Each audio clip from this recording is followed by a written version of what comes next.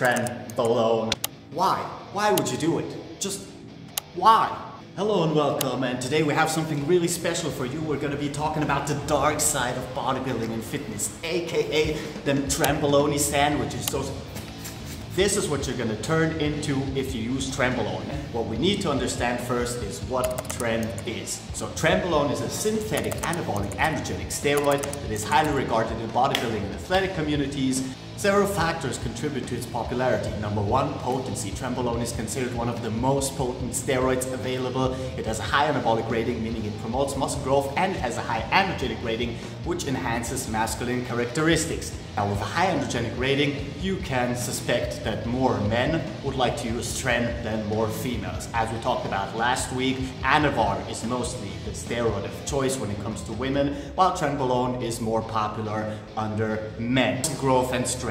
Trenbolone is renowned for its ability to promote substantial muscle growth and strength gain. It increases nitrogen retention in the muscles, leading to enhanced protein synthesis, which is crucial for muscle repair and growth. As we know, we build our muscle during rest periods and now during training periods. A big factor of Trenbolone's positive review is that Trenbolone also has a strong reputation for its fat-burning properties. It increases the body's metabolism, allowing for more efficient calorie burning and preservation of lean muscle mass during the cutting phase. Trenbolone can improve vascularity, giving the appearance of more prominent veins and a leaner physique. It also provides a harder, more defined look to the muscles. As we all know, one of the side effects from Trenbolone is increased erection quality, for instance, and increased sexual activity, which makes sense. If you have better vascularity and better blood flow, you're gonna have better erections. As for the performance enhancement, due to its powerful effects on strength,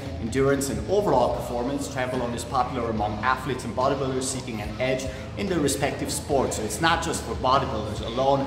There are runners, there are cyclists, they're all cyclists who use them, but there are people who cycle on the bike who also use Trenbolone, for instance. So it's not just for bodybuilding, it's not just for building strength and bigger physique. Also, the reduced estrogenic effects make Trenbolone really popular among men because it does not aromatize into estrogen, reducing the risk of estrogen-related side effects such as water retention, bloating, and gynecomastia, aka moobies. Its versatility can be used in both bulking and cutting cycle, making it a versatile compound for bodybuilders. It helps to add lean muscle mass during the bulking phase and preserve muscle mass while shedding body fat during cutting phase, making it perfect for both of these. It's important to note that the use of Trenbolone or any other anabolic steroid carries potential risks and side effects. These substances should only be used under the guidance of a qualified healthcare professional or a doctor and in adherence to applicable laws and regulations. Most countries do not allow people to use steroids, and if your country is one of those, then don't do it. Trenbolone in use, like any other anabolic steroid, can lead to a range of potential side effects. These can vary depending on individual factors such as dosage, duration of use, genetic predisposition, and overall health. Some common side effects associated with Trenbolone include the androgenic effects. We already talked about that. Trenbolone has high androgenic effects, which can lead to side effects such as acne, oily skin, accelerated hair loss in individuals predisposed to male pattern baldness, and increased body and facial hair growth in females, which is not something women usually look for. Not to mention that their cardiovascular effects are not just a positive, but Trenbolone may negatively impact cardiovascular health by increasing blood pressure and cholesterol levels. This can potentially increase the risk of heart-related issues, including heart strain and cardiovascular disease. Not to mention the suppression of natural testosterone production. So we already know that the use of exogenous steroids decreases or inhibits the production of our own anabolic hormones that we produce normally in our testes. And the same goes for Trenbolone. Its use can suppress the body's natural testosterone production. This can lead to symptoms such as decreased libido, erectile dysfunction, fatigue, mood swings during and after the cycle, and people sometimes have such a bad problem with those side effects that they hop on TRT right after doing a cycle because they can't take their body recuperating and starting their own production.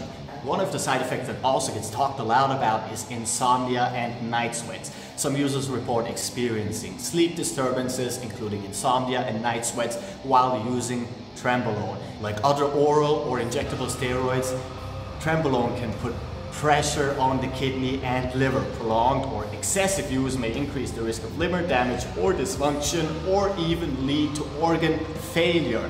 Regarding Trenbolone-related deaths, it is challenging to provide specific statistics as there is limited research and official data available on this topic. Anabolic steroids misuse include Trenbolone can potentially lead to serious health complications, but direct attribution to specific deaths is challenging due to multiple factors involving polypharmacy, people using multiple steroids, underlying health conditions, individual responses. It is crucial to prioritize health and safety and to use anabolic steroids only under the supervision of qualified healthcare professionals.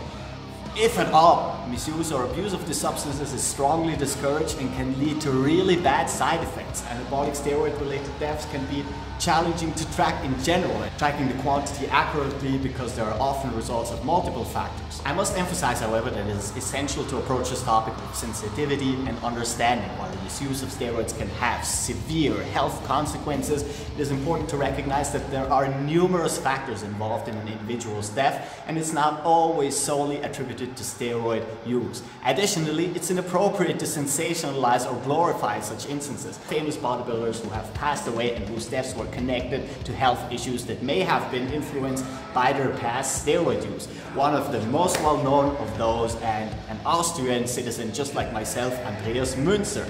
He was a bodybuilder in the 80s and 90s, in the early 90s, and basically Münzer is often cited as one of the examples of the dangers of extreme steroid use. Münzer suffered from multiple organ failures and died at the age of 31, that is 1 year older than myself right now.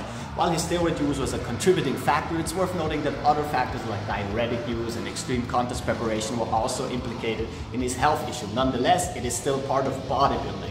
Mohamed Benaziz, the Algerian bodybuilder, if you heard of him. So Benaziz was a prominent figure in the bodybuilding community. He died at the age of 33, guys, due to a heart attack during guest posing exhibition.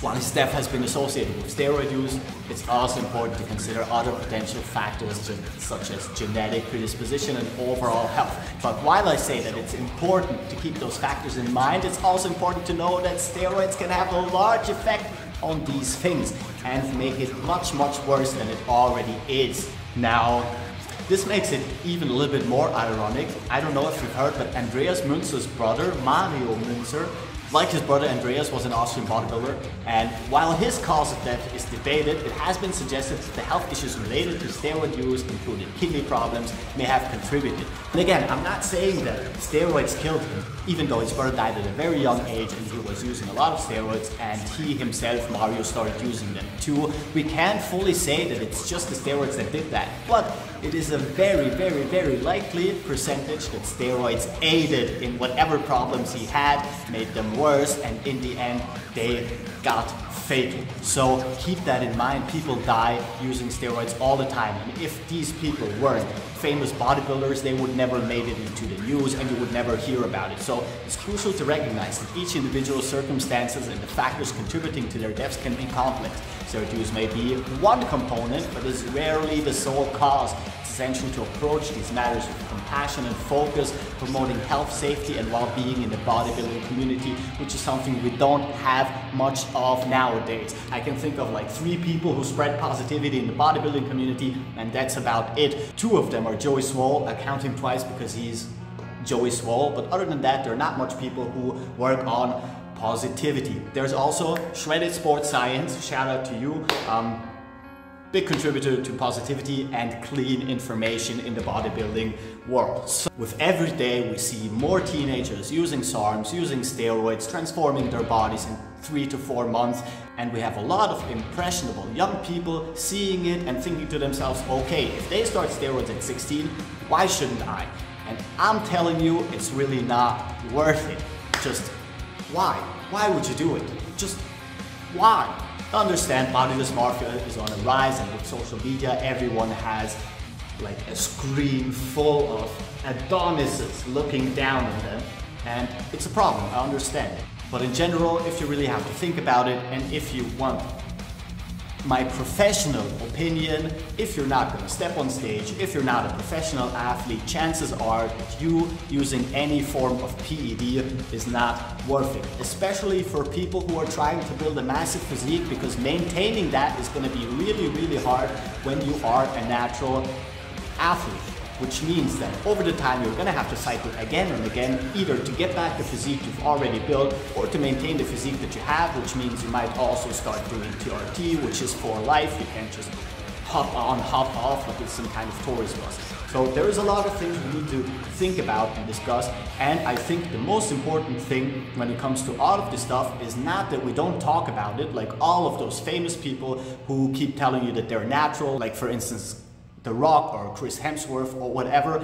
I think the best thing we can do to stay away from all the steroid related and anabolic related problems is to educate ourselves directly and to learn more about that instead of less. If bodybuilders and all of these actors were transparent, we would have a lot less problems now associated with steroid abuse and use than we do have nowadays, which is really sad. So all of those people, I hold them responsible partially because if you're not a professional, if you don't know much about the space, if you don't know much about bodybuilding and fitness in general, and you see these people transforming in a year or even in 3 months, you think to yourself, all right, I can do that too. And in the end, it doesn't work out like that. I know, big topic, a lot to talk about. Anyway, we're gonna have a series of multiple episodes where we talk about all kinds of molecules and anabolics and PEDs, so keep that in mind. This is episode number 2, and thank y'all for tuning in. If you like the video, subscribe, let me know what you think, leave a comment, leave whatever you want to leave, and I'll definitely see y'all soon. Captain Cairo,